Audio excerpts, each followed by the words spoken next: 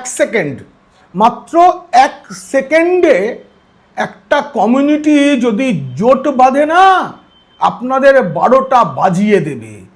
যদি 13টা বাজাতে না চান তবে ভালো থাকুন।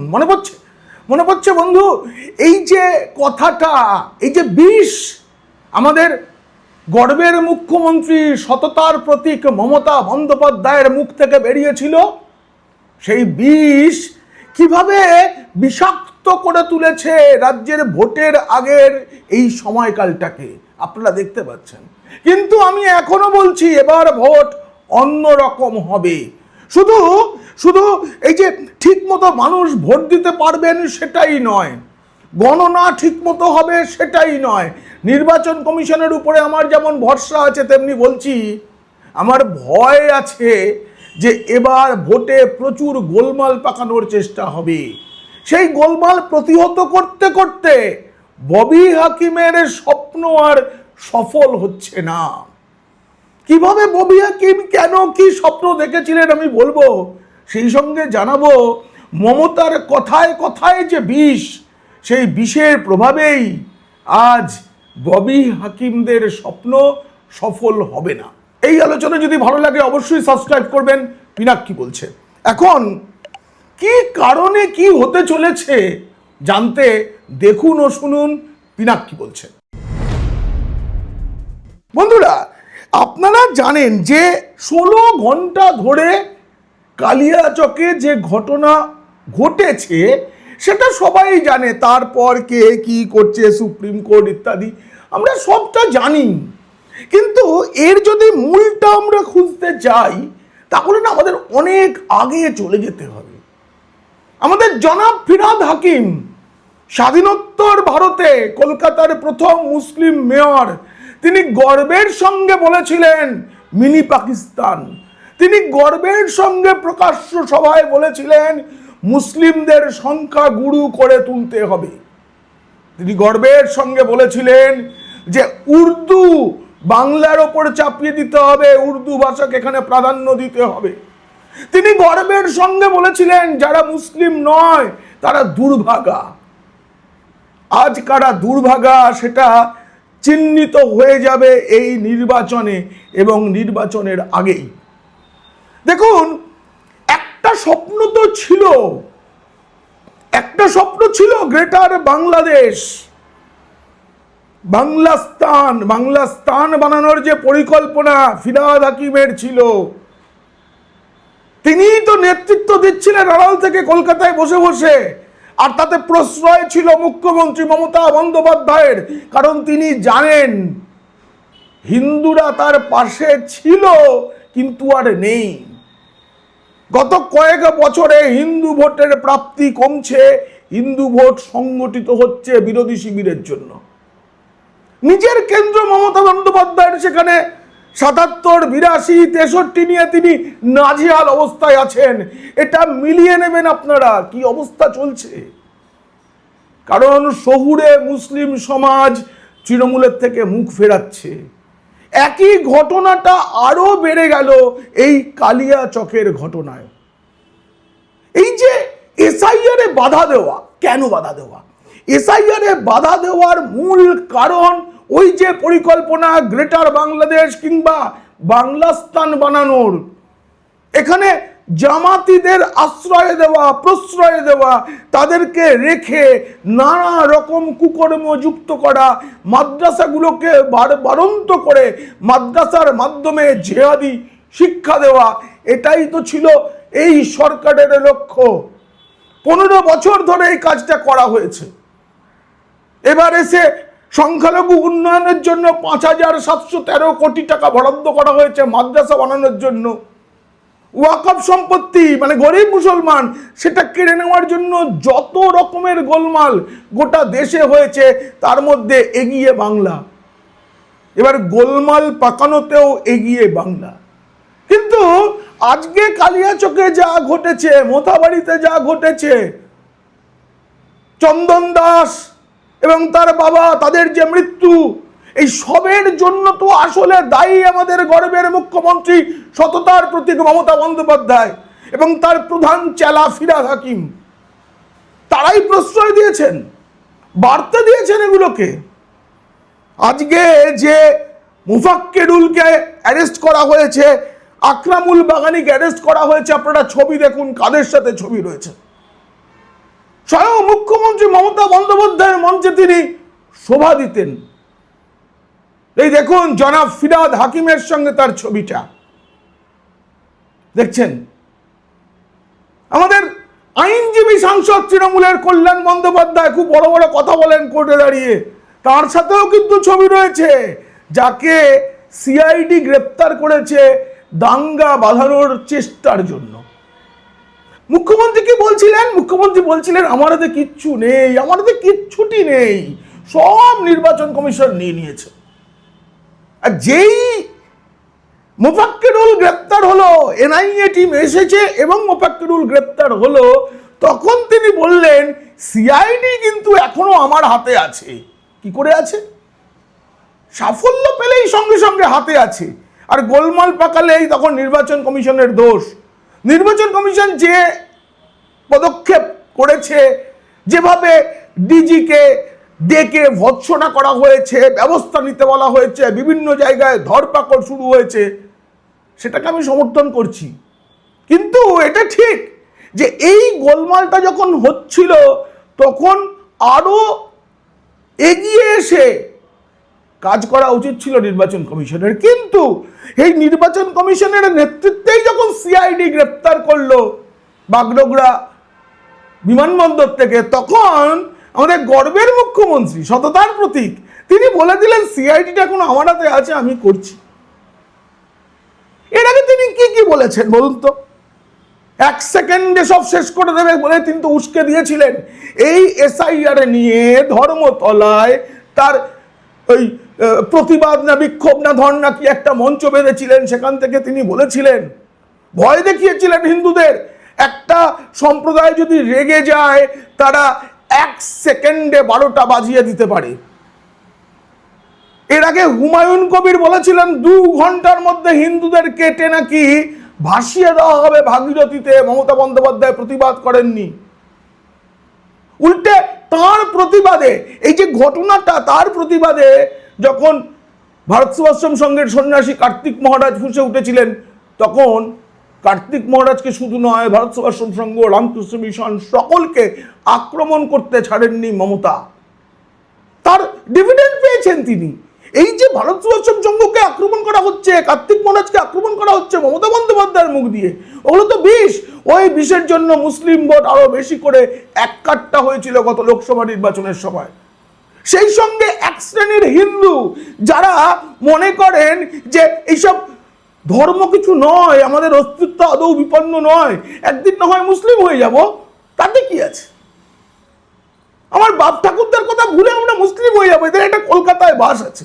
এরা এখন বলছে এসআইআর নিয়ে রাষ্ট্রীয় ভাবনা, রাষ্ট্রের চিন্তা। বলুন তো, আমি সাধারণ মুসলিমদের কথা বলছি না, রাষ্ট্রবাদী মুসলিমদের কথা বলছি না। মুসলিম নেতারা কবে রাষ্ট্রীয় ভাবনার কথা বলেছে?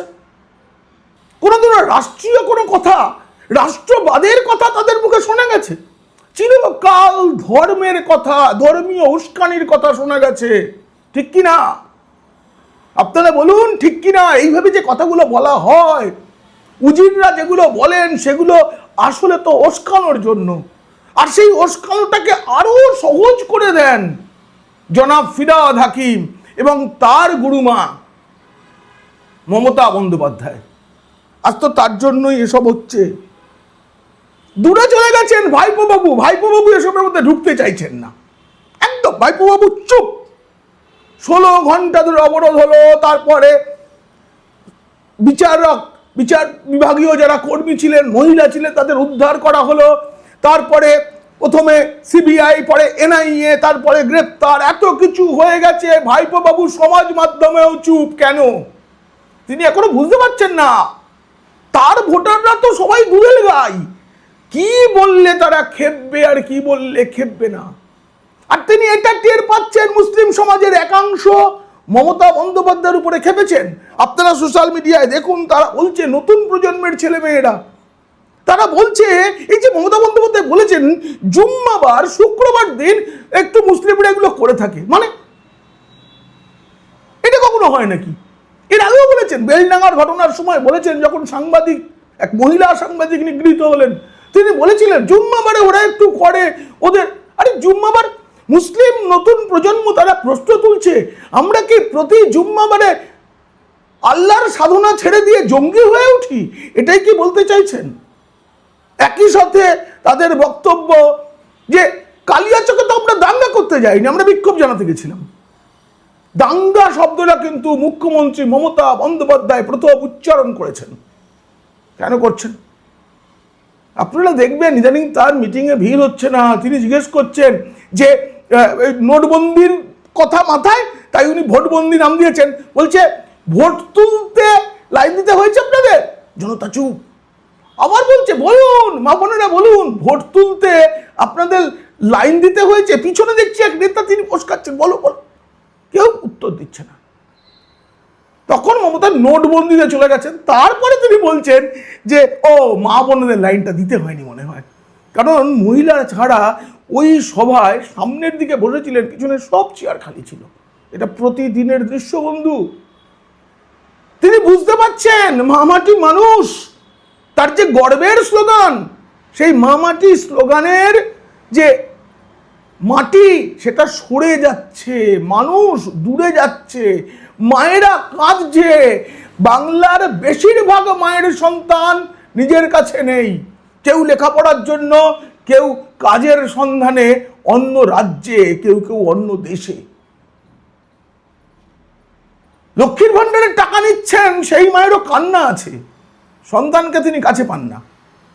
এই রাজ্যে শিল্পের জন্য কোনো চেষ্টা করা হয়নি, আর বলা হয়েছে যে মুসলিমদের আমরা খুব ভালোবাসি। দেখুন প্রথম দফায় যে 90 লক্ষের যে বিচার হলো, তা থেকে বাদ যায় 5 লক্ষ নাম। এইভাবেই তো চলছিল, রেশিওটা ভাবুন।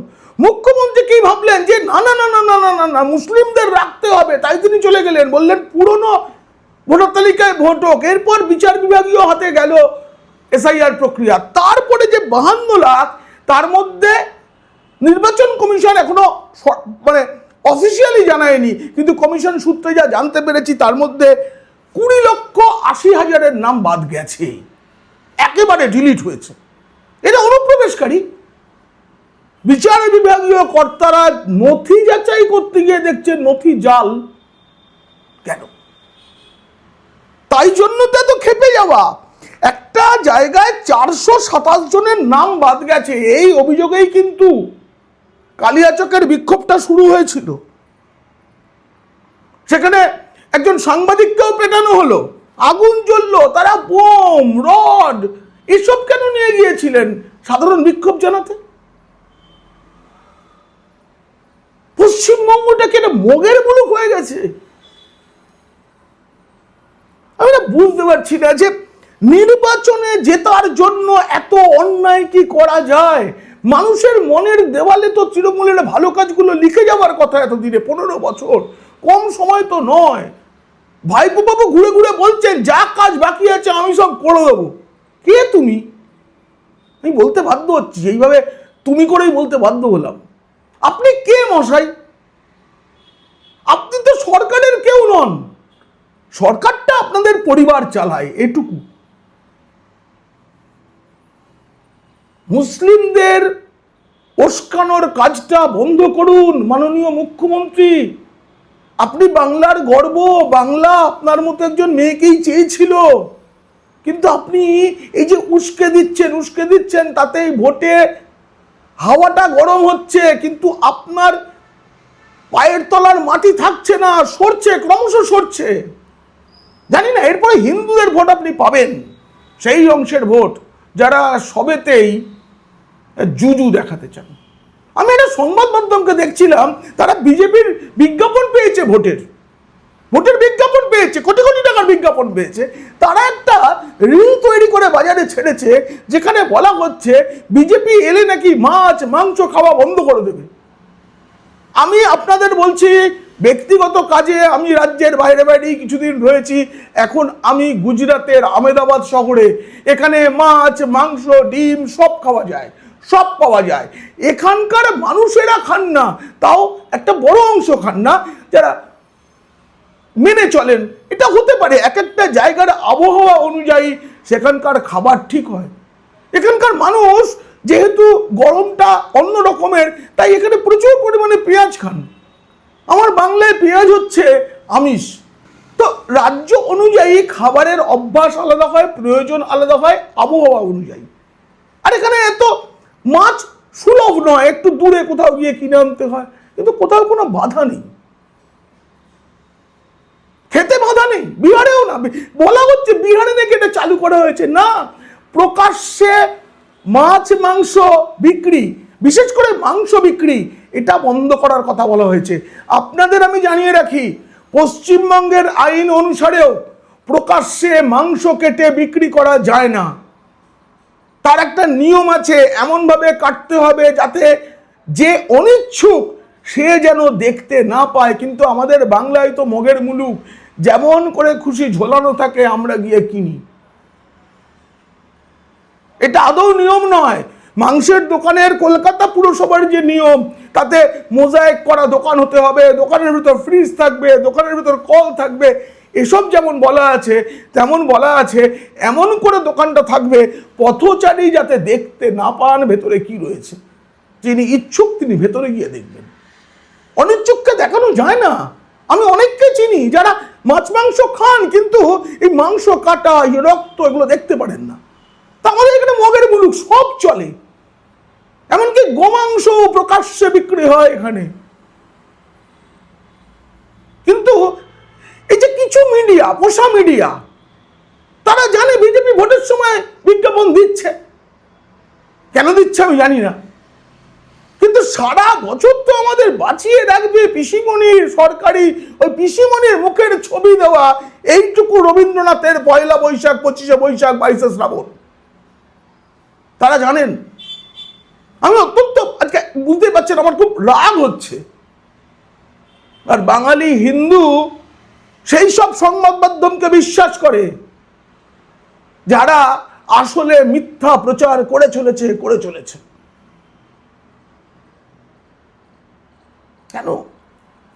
কেন হচ্ছে এটা? তার একটাই কারণ, আমাদের গর্বের মুখ্যমন্ত্রী, সততার প্রতীক, তিনি খালি বিষ ছড়িয়ে যাচ্ছেন। তিনি কথা বললেই বিষ উপরে আসছে। গবি হাকিম, আপনাকে কলকাতার মেয়র থাকতে হবে, কিন্তু যদি কোনোভাবে কোনো কারণে হিন্দুরা যদি ভোট দিয়ে তৃণমূলকে ক্ষমতায় নিয়ে আসে, প্রথম বাদ যাবেন আপনি। ভাইপো বাবুর তালিকায় আপনার নাম ওপরে। এবং একই সঙ্গে বলে দিচ্ছি, পশ্চিমবঙ্গকে পশ্চিম বাংলাদেশ বানানোর চক্রান্ত ব্যর্থ হবে। লিখে রাখুন, যেভাবেই হোক হবে, রক্তের বিনিময়ে হলেও হবে। একই সঙ্গে বলছি, এই যে বাংলাস্তান বানানো, অলরেডি মালদহ, মুর্শিদাবাদ আর দক্ষিণ দিনাজপুর যেভাবে সংখ্যাগরিষ্ঠ হয়ে গেছে মুসলিমরা, ঠিক একইভাবে উত্তর 24 পরগনা, দক্ষিণ 24 পরগনা, হাওড়া সেই পথে হাঁটছে। এটা বন্ধ হবে, হবেই বন্ধ, কালের নিয়মে বন্ধ হবে। আপনারা চতুর্থবার যদি ক্ষমতায় এসেও যান, তাহলেও বন্ধ করতে হবে। এই প্রতিবেদন কেমন লাগলো জানিয়ে অবশ্যই মন্তব্য করবেন। ভালো লাগলে বন্ধুদের, খারাপ লাগলে শত্রুদের শেয়ার করে দেবেন। আপনারা খুব খুব ভালো থাকবেন।